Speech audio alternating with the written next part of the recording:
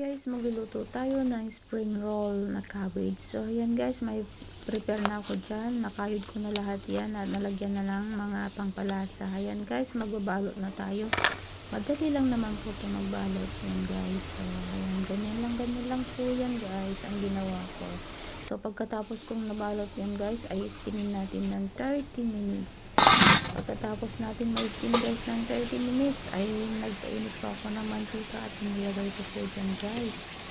So ayan guys, pagkatapos din ko nalagyan ng mantika guys ay naglagay din po ako ng mga pangpalasa dyan guys. May asukal, paminta, oyster sauce, soy sauce, ayan guys, at saka kunting tubig. Yan guys, mix lang yan guys. So ayan, pagkatapos na mix yan guys, ilagay na natin sa ating linutong in-steam na spring roll na cabbage guys. So for watching guys.